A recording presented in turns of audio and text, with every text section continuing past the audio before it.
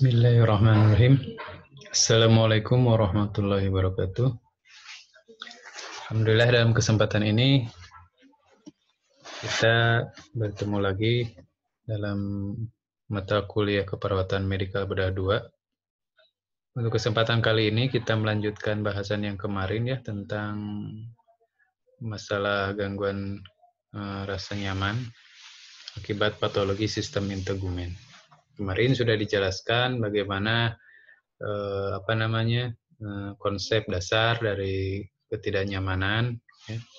Kemudian juga anatomi dan fisiologi, kemudian pengkajian fisik ya yang terjadi pada masalah sistem integumen.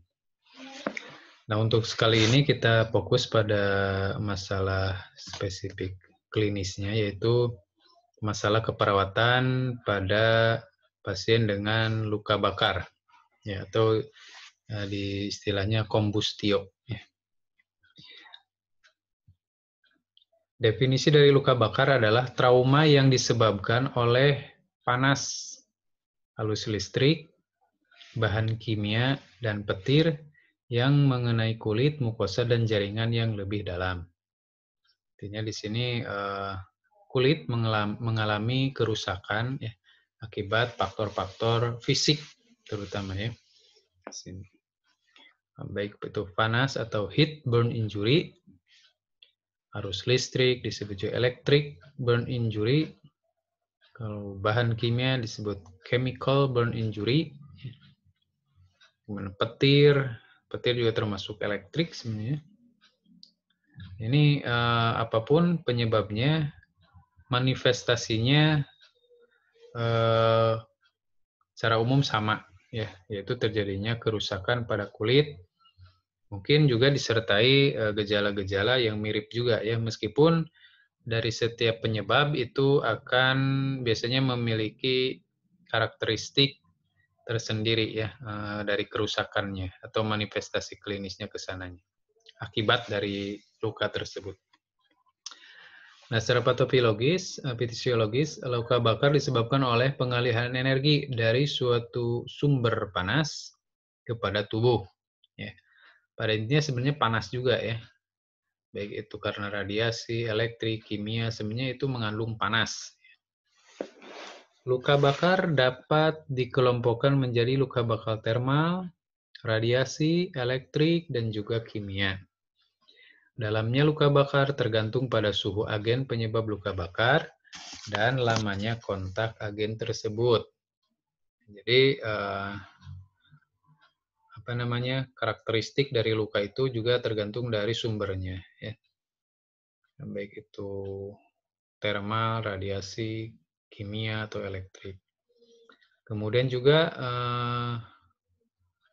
dalamnya ya, dalam tidaknya, berat tidaknya derajat luka itu tergantung dari penyebabnya dan juga intinya lama dari kontak agen tersebut. Jadi semakin lama kontak akan semakin kerusakan akan semakin dalam dan luas. Nah, trauma termal dapat meningkatkan permeabilitas pembuluh darah yang mengakibatkan air, natrium, klorida, dan protein keluar dari dalam intravaskuler ke daerah yang mengalami trauma dan menyebabkan edema yang disertai penguapan yang cukup tinggi pada daerah yang luka dan dapat berlanjut pada keadaan hipovolemia dan hemokonsentrasi.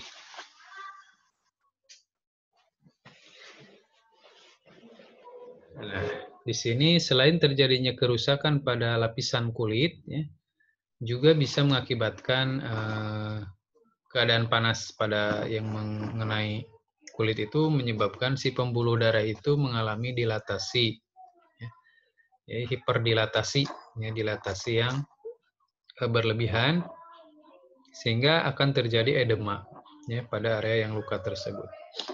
Ya.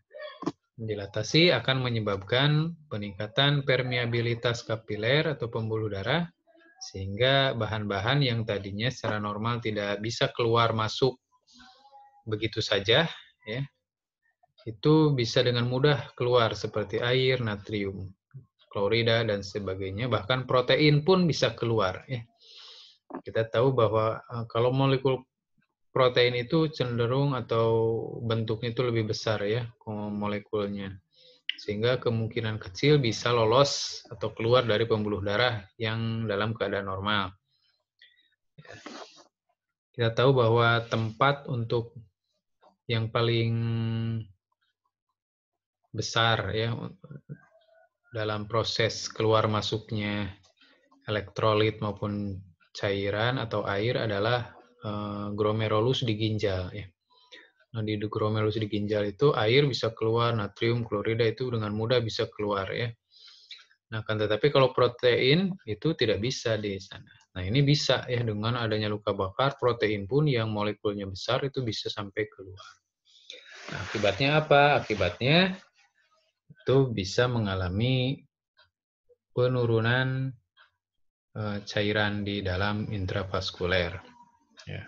Sehingga bisa berlanjut pada adanya hipovolemi, artinya kekurangan cairan, dehidrasi kalau kita bilang ya, karena airnya shift ke interstisial keluar dari vaskuler, dan juga hemokonsentrasi. Artinya hemokonsentrasi itu adalah darah akan menjadi kental, ya. Darah menjadi kental akibat dari plasma yang hilang. Gitu.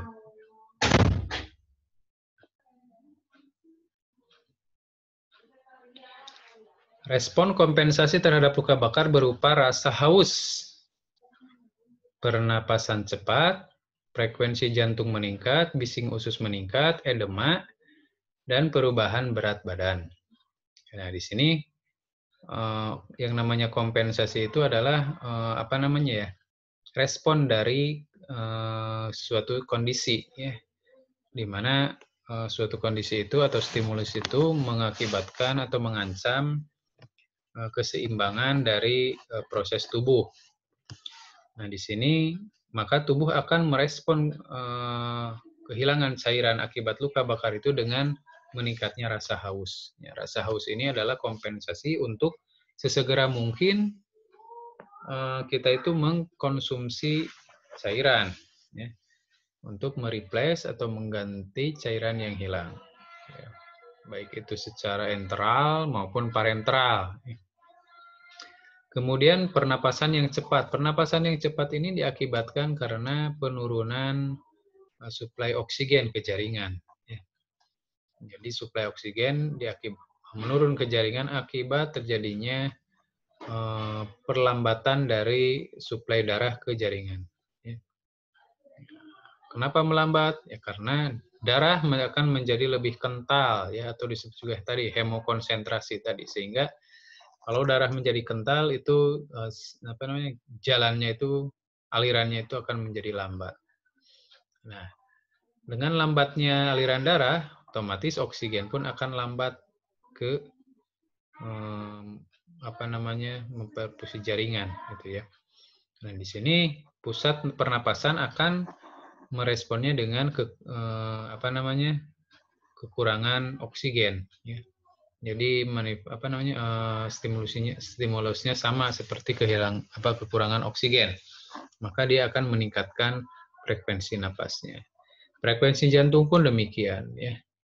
Jadi respon sistem saraf otonom gitu ya, yang berespon terhadap penurunan suplai oksigen ya, dan juga perfusi jaringan atau dengan meningkatkan denyut jantung. Kemudian bising usus juga meningkat ya, akibat peningkatan dari kebutuhan air ya di sini. Jadi bertujuan untuk meningkatkan apa namanya, distribusi atau perjalanan cairan dari dalam usus. Kita tahu bahwa bagian usus yang paling banyak mengabsorpsi air itu adalah kolon. Ya. Jadi usus akan sesegera mungkin itu mengalirkan isinya itu ke dalam kolon, gitu ya, sehingga bising apa namanya, dengan cara bising usus meningkat. Gitu ya.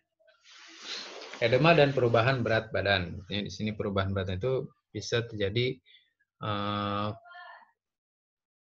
peningkatan ya apabila kelebihan cairan ataupun penurunan ya, akibat kehilangan cairan. Peningkatan katekolamin dan peningkatan sekresi aldosteron. Peningkatan pelepasan glikogen, peningkatan kadar gula darah, pengisian kapiler darah menurun, penurunan haluan urin, dan peningkatan berat jenis urin. Nah, ini diakibatkan respon ya, respon tubuh terhadap kondisi hipoperfusi jaringan. Ya. Akibatnya dengan meningkatkan katekolamin. Katekolamin itu adalah suatu hormon ya yang diproduksi untuk membuat vasokonstriksi pembuluh darah. Ya. Dengan adanya vasokonstriksi pembuluh darah, maka di situ akan mencegah terjadinya shock ya akibat dari hipovolemik. Peningkatan sekresi aldosteron. Aldosteron ini adalah hormon yang dihasilkan oleh ginjal ya,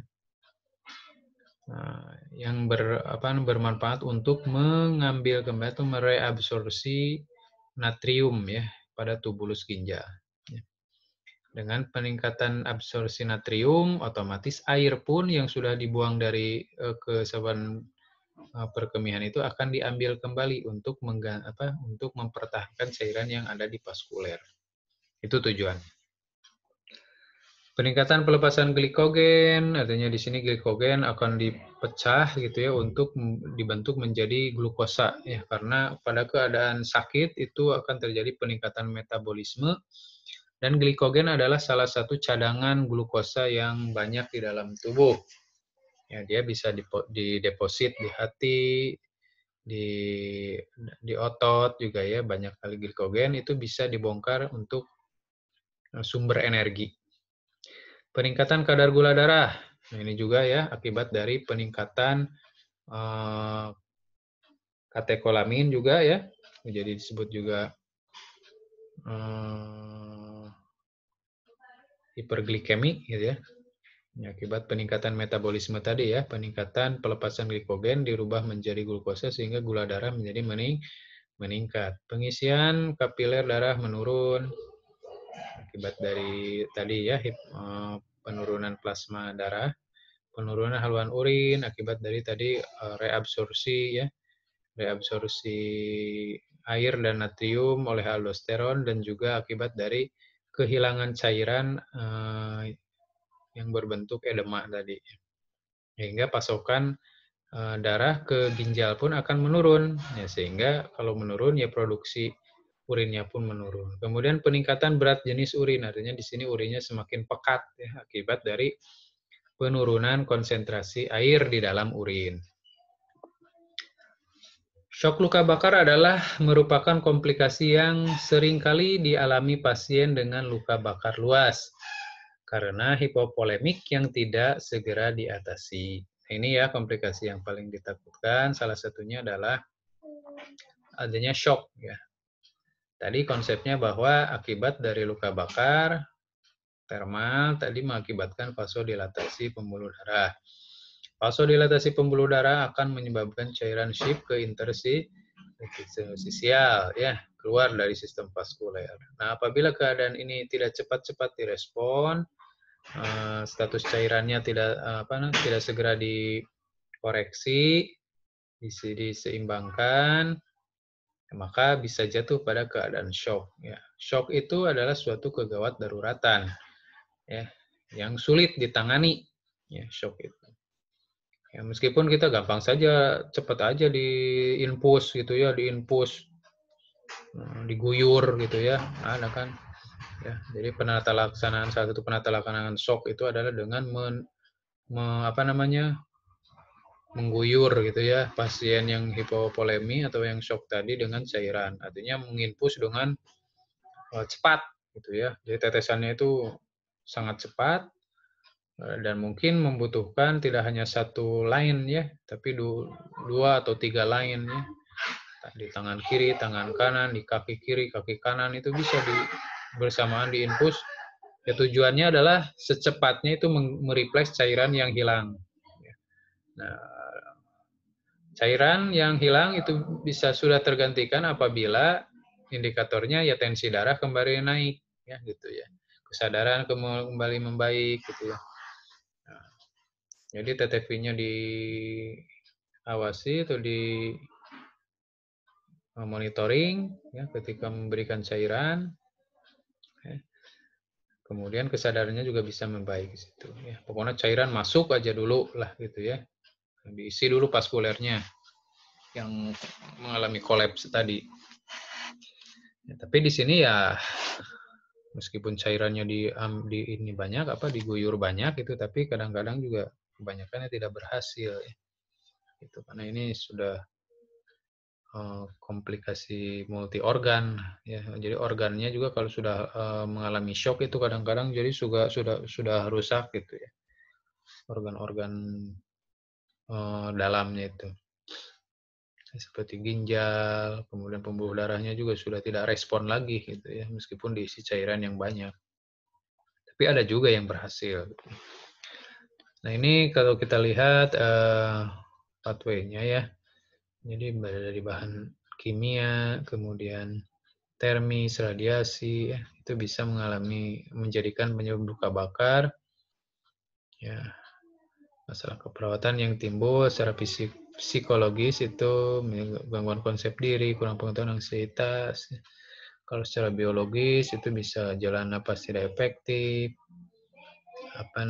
hipoksia jaringan otak, hipovolemia, hemokonsentrasi, kekurangan volume cairan, gangguan perfusi jaringan. Ya. Nah, ini bisa saja terjadi gangguan perfusi jaringan yang menurun itu bisa merusak tadi otak, kardiovaskular, ginjal, hepar, GI tract, neurologik, dan sistem imun bisa rusak ya, bisa gagal fungsinya yang akhirnya mengalami kegagalan multi organ ya. Pada akhirnya keadaan shock yang tidak tertangani itu bisa mengakibatkan kegagalan multi organ dan akhirnya mengalami kematian.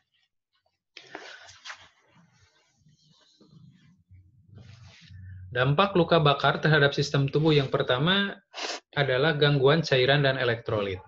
Ya, ini penanganan pada saat akut ya, pada saat baru terjadi adalah bagaimana mereplace cairan secepat mungkin.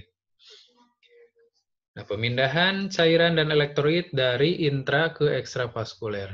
Ya, ini tadi ya akibatnya dari vasodilatasi yang terjadi pada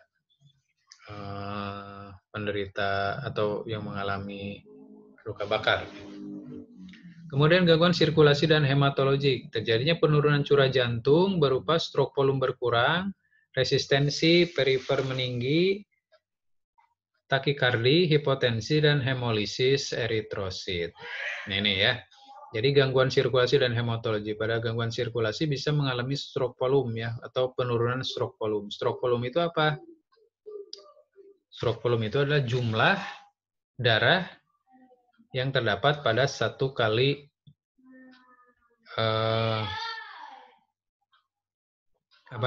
jumlah darah yang dapat ditampung jantung dalam satu kali diastol, gitu ya. Artinya daya tampung jantung terhadap darah ya dalam satu kali diastol. Ya, diastol itu dalam sekali pengisian. Ya, itu berapa? Nah, itu menurun. Ya kenapa? Ya karena cairannya juga menurun. Ya, cairannya menurun otomatis darah pun menurun. Ya isi jantung juga menurun. Gitu ya. Kemudian resistensi perifer meninggi. Artinya di sini tahanan ya. Jadi hambatan dari sistem vaskuler itu meningkat, ya. Jadi meningkat sehingga akan terjadi hambatan pada pendistribusian darah ke jaringan. Kemudian takikardia. Takikardia ini peningkatan denyut peningkatan jantung. Nah, di sini adalah memang merupakan kompensasi yang normal akibat dari penurunan curah jantung, ya. Jadi akibat penurunan curah jantung, maka jantung akan meningkatkan denyutnya. Ya. sebagai kompensasi. Kemudian juga hipotensi. Ya. Jadi biasanya kan kalau kekurangan cairan itu akan mengalami hipotensi. Ya. Hipotensi ini dengan karakteristik tensinya rendah, takikardi, ya. Juga diikuti napas cepat, ya, seperti itu.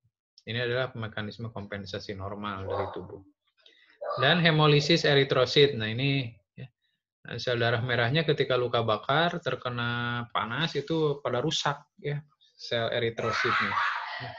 Sehingga ini akan memperberat penurunan kualitas oksigen di dalam tubuh.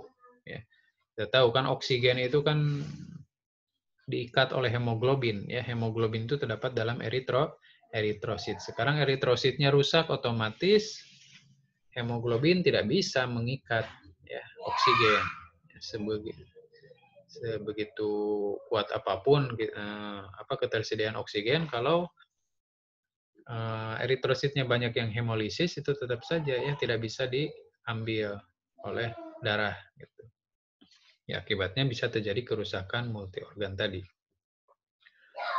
Gangguan hormonal dan metabolisme. Adanya peningkatan metabolisme tubuh untuk membalikan fungsi tubuh yang terganggu akibat kerusakan jaringan, pemborosan sumber energi, dan penurunan berat badan karena adanya katabolisme yang hebat. Tadi ya.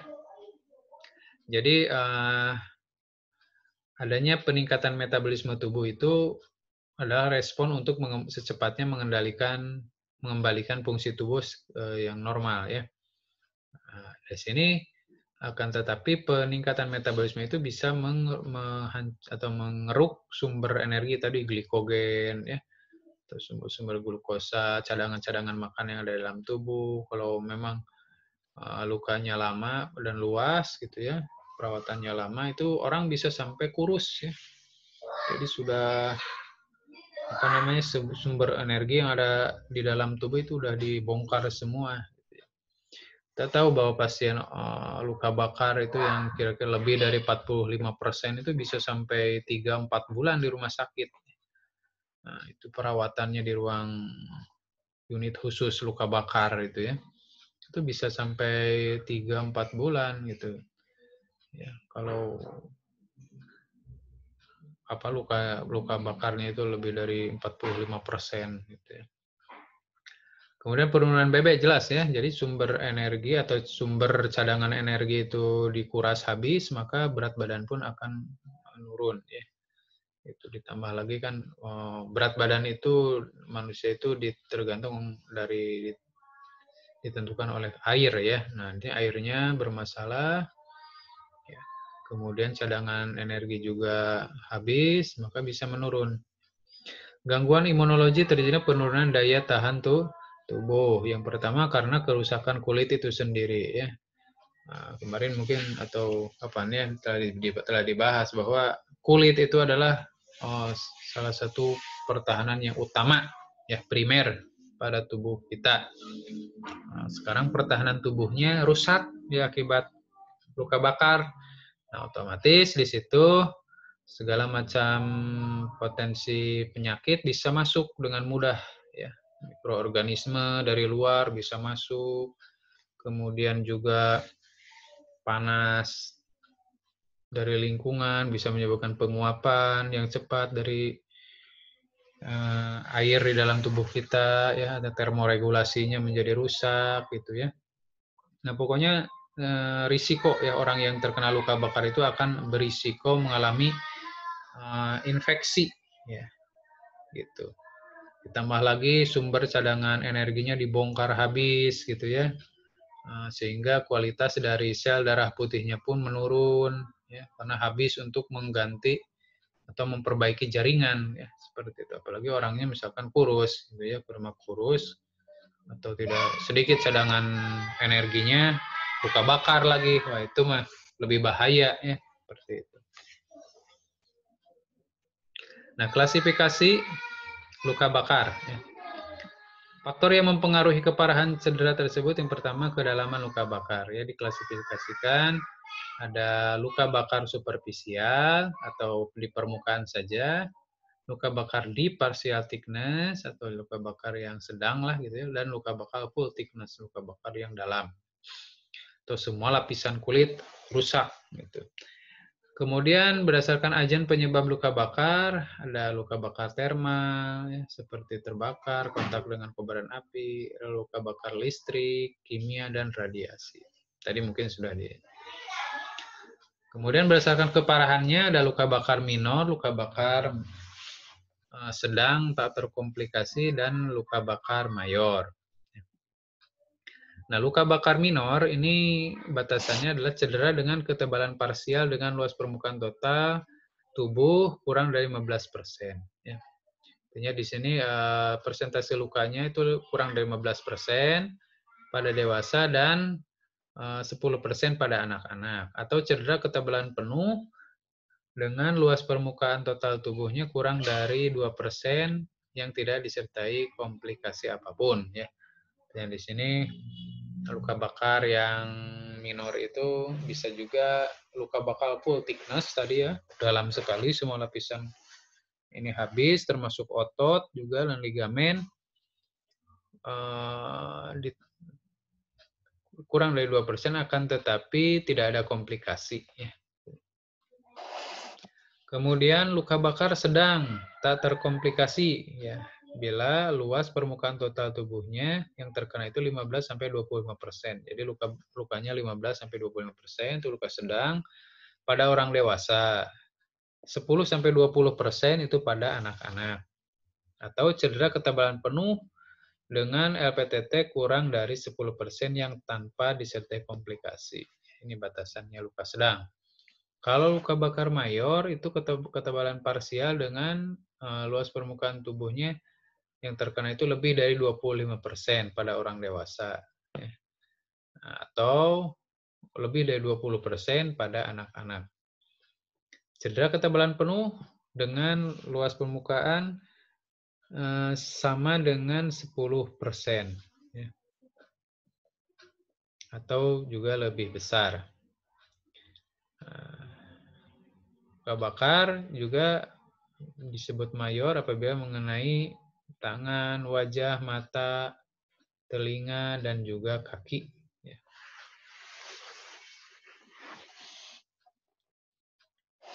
Lokasi luka bakar di daerah kepala, leher, dada, sehingga terjadi komplikasi pulmo. Ya.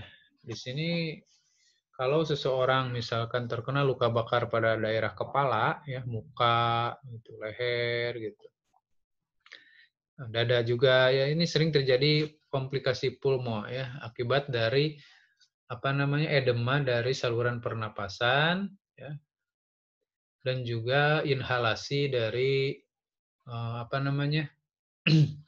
agen fisik, ya, terutama asap lah ya, gitu ya.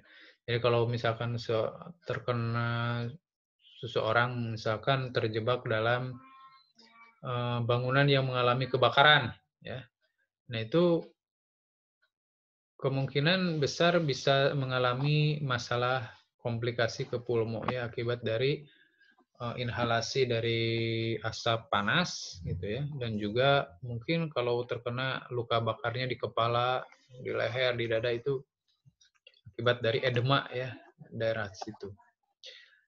Pada tangan dan persendian terapi fisik dan okupasi yang lama mengakibatkan risiko kecacatan dan kehilangan pekerjaan. Ya, di sini luka bakar juga bisa mengalami kerusakan dari sendi ya.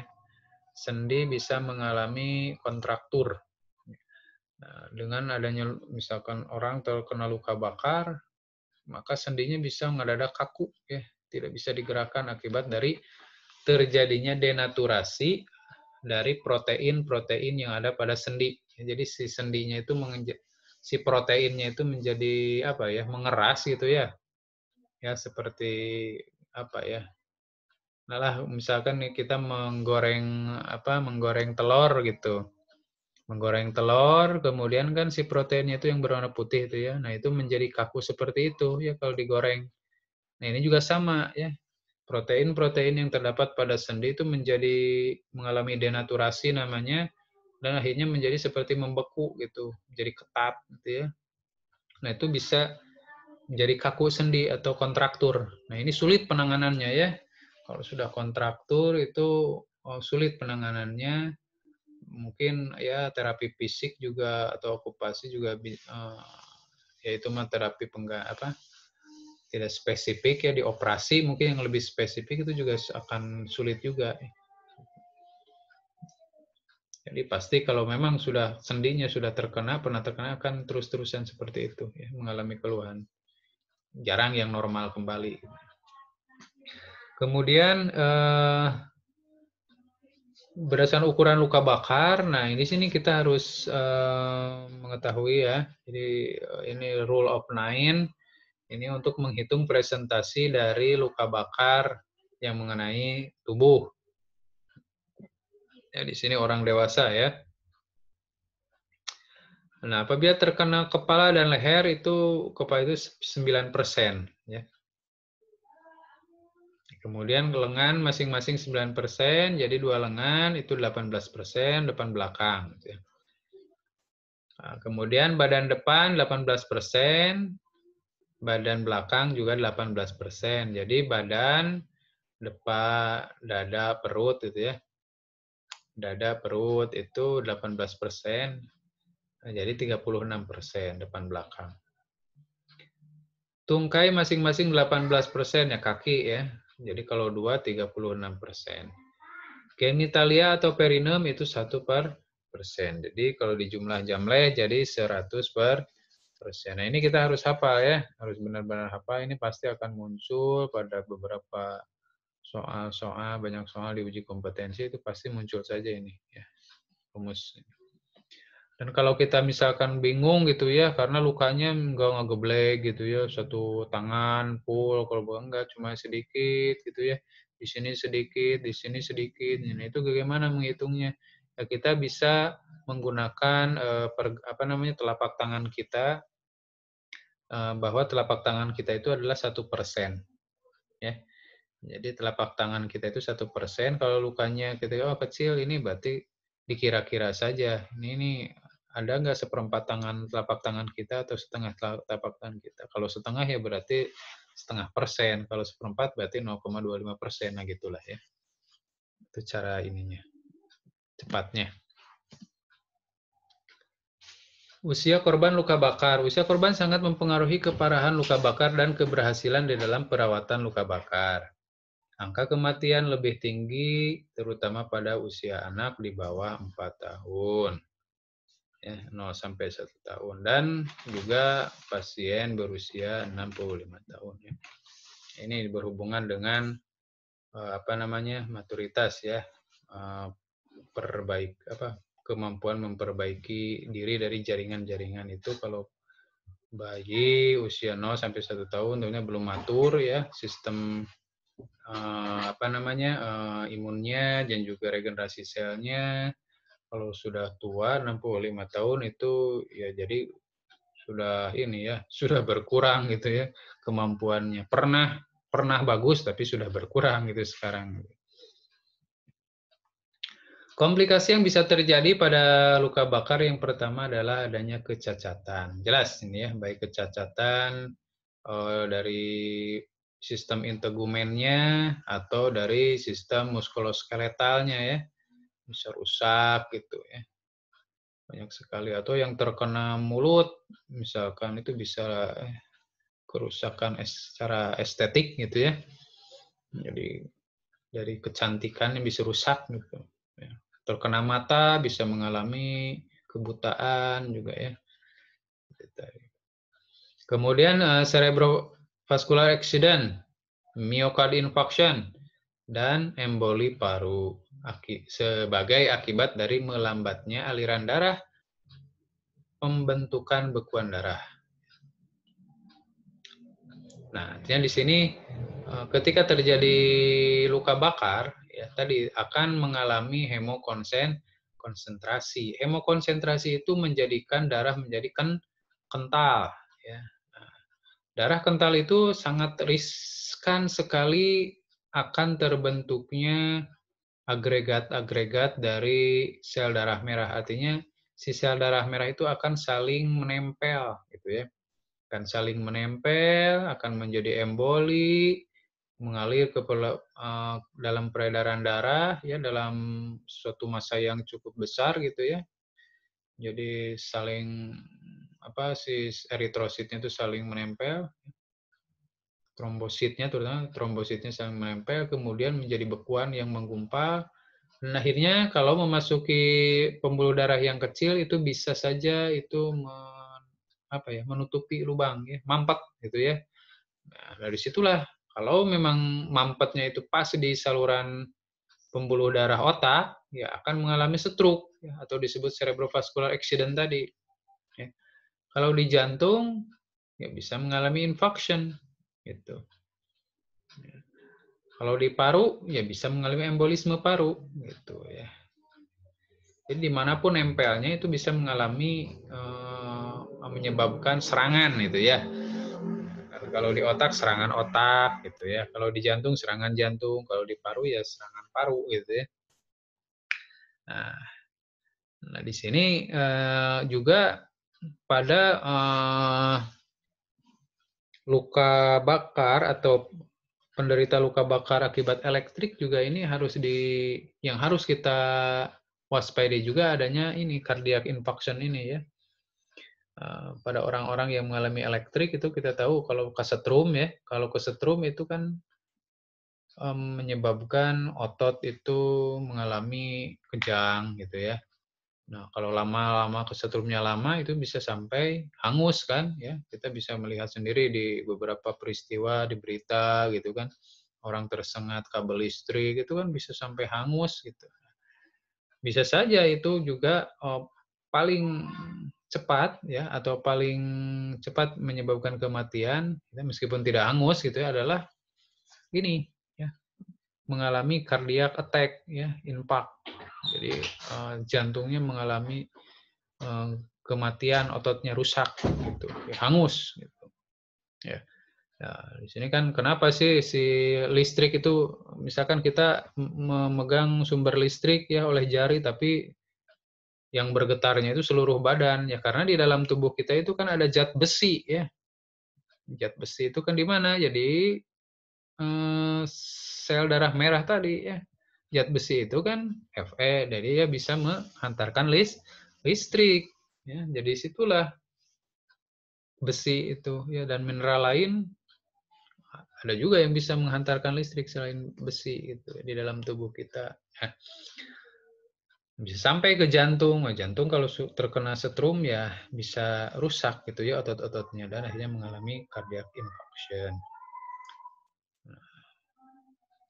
Kemudian kerusakan paru akibat inhalasi asap tadi ya atau embolisi pembentuk embolus dapat terjadi kongesti paru, gagal jantung kiri atau infarction serta sindrom distet pernapasan pada orang dewasa. Bisa mengalami gangguan elektrolit juga menyebabkan disritmia jantung ya. Ini jantung bisa mengalami berhenti gitu ya akibat dari gangguan elektrolit. Bisa mengalami gagal jantung, penurunan aliran darah ke saluran cerna menyebabkan hipoksia sel mukus, akibatnya bisa mengalami ulkus peptikum ya. Luka pada saluran pencernaan. Kemudian komplikasi koagulasi intravaskular disseminata ya akibat dari peningkatan hemokonsentrasi ya pengentalan darah tadi konsepnya ya biasanya trombosit itu bisa saling menempel dan apabila terjadi penempelan tersebut ya maka akan mengalami namanya atau penempelan itu disebut koagulasi ya penempelan atau penggumpalan ya jadi menggumpal darahnya menggumpal akhirnya kalau menggumpalnya di seluruh tubuh nah itu disebut komplikasi koagulasi intravaskuler disseminata artinya koagulasi di saluran peredaran darah yang menyebar disseminata itu ya menyebar. Pada luka bakar yang luas atau menimbulkan kecacatan, trauma psikologis dapat menyebabkan depresi. Nah, ini ya. Jadi akibat nyeri yang setiap kali dirasakan, ya. setiap saat dirasakan, terutama pada saat perawatan luka itu sangat nyeri sekali. Perawatannya pun lama, bisa berbulan-bulan, ya. Nah, itu menderita sekali pasiennya. Akhirnya bisa saja dia mengalami putus asa, ya, depresi, hilang harapan hidupnya, gitu. Nah, ini faktor yang perlu kita waspadai sebagai seorang perawat, di mana kita harus tetap memberikan atau memotivasi semangat pasien untuk sembuh, ya, dengan dukungan tenaga kesehatan, dengan dukungan keluarga, gitu, harus bisa membuat pasien itu bertahan, gitu ya. Kemudian perpecahan keluarga dan keinginan untuk bunuh diri. Nah, itu banyak sekali ya, akibat kehilangan fungsi dan peran di keluarga, akibat kerusakan dari estetik tubuh, akibat kehilangan fungsi dari fungsional tubuh, ya, dan sebagainya itu bisa saja ya kalau orang yang putus asa bisa bunuh diri, merasa tidak berharga, gitu ya, harga dirinya rendah, seperti itu. Gejala-gejala psikologis dapat ditimbulkan setiap saat setelah luka bakar. Penata laksanaannya, yang pertama, prioritas utama adalah pada keadaan gawat darurat. Tetap ABC, ya, airway, breathing, dan sirkulasi, itu kita pastikan kepatenannya, ya. Luka bakar derajat 2 dan 3 dicatat pada diagram penilaian luka bakar yang dilakukan setelah tindakan pembersihan eksudat dan debris secara hati-hati. Penata laksanaan kehilangan cairan dan shock juga ya, dalam 48 jam itu harus diupayakan bisa terreplace ya cairannya. Terapi cairan. Nah, ini terapi cairan yang paling terkenal dengan menggunakan formulasi Baxter ya. Di mana pada 8 jam pertama itu setengah dari dosis 8 jam pertama kita rumuskan itu setengah kali 4 cc kali BB kali luas luka bakar. Ini dosis untuk 8 jam pertama ya. Terapi cairannya adalah lingerlaktat. Kemudian untuk 16 jam selanjutnya 16 kali 4 cc kali BB persen luka bakar ditambah dengan 500 sampai 1000 cc koloid ya.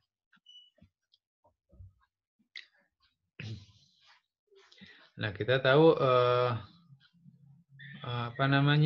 cairan itu kan adanya istilahnya koloid, ada istilah kristaloid ya. Kalau kristaloid itu contohnya NaCl ya, kemudian Rl itu kristaloid. Kalau koloid contohnya itu misalkan dextrose, kemudian cairan-cairan sering gitu ya yang mengandung glukosa. Nah, itu biasanya itu bentuknya koloidnya. Modifikasi formula Baxter untuk anak-anak adalah, nah ini kalau pasiennya anak-anak itu 2 cc kali BB persen luka bakar. Nah, misalkan contohnya seperti ini. Ya, seorang pasien 45 tahun datang ke rumah sakit dengan luka bakar 40%. Tadi dihitung berat badannya adalah 55 ya. Jadi berapa kebutuhan 8 jam pertama? Ya, tinggal 40 kali 55 berapa? Kali 4 kali setengah. Nah, yang dimaksud 8 jam ini bukan berarti 8 jam pas masuk ke rumah sakit ya. Jadi 8 jam ini adalah 8 jam dihitung setelah kejadian perkara gitu. Misalkan pasien terbakarnya jam 6 pagi. Nah, ke rumah sakit jam 10 misalnya, berarti kan itu sudah berapa? 7, 8, 9, 10, 4 jam ya. Berarti sisanya di rumah sakit itu dalam 4 jam itu cairan ini harus masuk ya. Itu maksudnya. Jadi jangan sampai 8 jam di rumah sakit, bukan 8 jam setelah terjadinya peristiwa tersebut.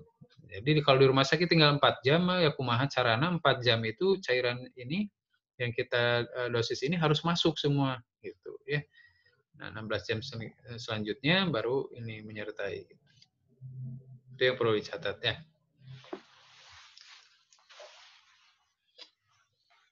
Obat-obatan seperti antibiotik, analgetik, antasida ya, antibiotik untuk mencegah terjadinya infeksi, ya profilaksis juga diberikan meskipun belum terjadi infeksi secara data laboratorium, ya, tapi kita berikan dosis-dosis profilaksis di sini. Bila perlu berikan antibiotik sesuai dengan pola kuman dan sesuai hasil kultur. Nah ini kalau hasil kultur ya harus dikerjakan gitu ya. Lihat kuman yang berkembang biak itu apa, kemudian antibiotiknya juga yang spesifik. Jadi jangan selalu dibom dengan antibiotik yang spektrumnya luas. Nanti bisa kuman-kuman yang ini normal juga bisa mati ya, atau prola normal juga bisa mati, kemudian juga bisa mengalami resistensi. Analgetik, ya kalau memang nyerinya sangat berat ya, 7, 8, 9, 10 apalagi ya, nah itu nggak bisa dengan obat-obat analgetik yang biasa ya. Perlu dengan obat-obat yang sifatnya narkotik ya. Nah, seperti morfin dan petidin ini kan obat-obat keras ya, narkoba ini ya. Narkoba, tapi kalau untuk penanganan medis itu ya boleh-boleh saja kan ya. Nah, di sini pemberian obatnya itu tidak sembarangan ya. Tidak akan diberikan kepada mahasiswa di sini. Misalkan, Neng, tolong berikan morfin itu ke pasien. Mungkin nggak bisa ya. Karena kenapa ya? Takut disalahgunakan gitu ya. Karena ini narkoba, bisa saja disesain semili gitu ya. Semilinya buat perawat gitu. Bahkan tutupnya pun ya, bekas botolnya pun tidak dibuang seperti obat-obat yang lain gitu. Ini diamankan lagi, tutupnya juga dilabelin, diamankan, nanti disetorkan lagi ke apotek gitu ya untuk bukti bahwa ini sudah dimasukkan gitu ya. Itu ketat sekali ya ininya. Prosedurnya pemberian narkoba ini. Kemudian antacid jika perlu. Perawatan luka, segera setelah terbakar, dinginkan luka dengan air dingin yang terbaik ya, dengan temperatur lebih dari temperatur 20 derajat selama 15 menit. Luka bakar tingkat pertama tidak memerlukan pengobatan khusus, dibersihkan dan diberikan analgetik saja. Luka bakar tingkat 2 dan 3, penderita dibersihkan seluruh tubuhnya, rambut, kuku dipotong, lalu lukanya dibilas dengan cairan yang mengandung disinfektan, seperti sabun soflon atau kalium permangat. Kulit-kulit yang tidak dibuang, kulit yang mati dibuang, maksudnya bula diaspirasi ya, kalau ada yang menyenul ya, isinya cairan itu disedot cairannya, jangan dibiarkan saja itu karena itu sumber infeksi ya. Nah, atau dibuka karena cairan di dalamnya itu akan terinfeksi. Masalah keperawatan pada pasien luka bakar ini adalah nyeri akut berhubungan dengan kerusakan kulit, kelebihan volume cairan berhubungan dengan shift cairan dari intersisial ke intravaskuler, kompartemen, dan kelebihan konsumsi cairan. Ya, bisa saja gitu ya. Masalah keperawatannya bisa terjadi kalau awal-awal mungkin kekurangan ya volume cairan. Nah, dari intravaskuler ke intersisial ya. Tapi kelamaan kalau itu bisa mengalami kelebihan ya, jadi kelebihan itu harus kita waspadai baik kekurangan maupun kelebihan. Risiko tinggi sepsis ya berhubungan dengan kerusakan skin barrier ya, kulit, dan penurunan sistem imun ya. Jadi sepsis itu adalah suatu kondisi di mana si mikroorganisme kuman itu memproduksi racun gitu ya, toksik yang menyebar ke seluruh tubuh. Nah, itu namanya sepsis. Nah, sepsis ini kalau lama-kelamaan bisa menyebabkan shock juga, namanya shock sepsis, ya, shock septik. Kerusakan integritas jaringan berhubungan dengan luka terbuka electric burn, gangguan mobilisasi fisik berhubungan luka bakar edema, nyeri, dan kontraktur tadi ya, sendi. Gangguan perfusi jaringan perifer berhubungan dengan disfungsi neurovaskuler, cemas berhubungan adanya risiko amputasi. Nah, mungkin untuk pembahasan sekarang dicukupkan sekian ya. Kalau ada pertanyaan silahkan di Japri Bapak tanyakan. Untuk acuan keperluan dermatitis silakan dibaca ya, ada di makalah itu apa namanya, ada acuan keperawatan luka bakar, dermatitis, morbus Hansen, dan juga herpes. Nah, itu yang dibaca itu cukup ini aja, apa, dermatitis sama apa namanya, ya dermatitis ajalah, ya cukup ya. Dan morbus Hansen, ya, kusta itu coba dibaca lebih apa namanya ininya, makalahnya ya. Wabillahi taufik wal hidayah. Wassalamualaikum warahmatullahi wabarakatuh.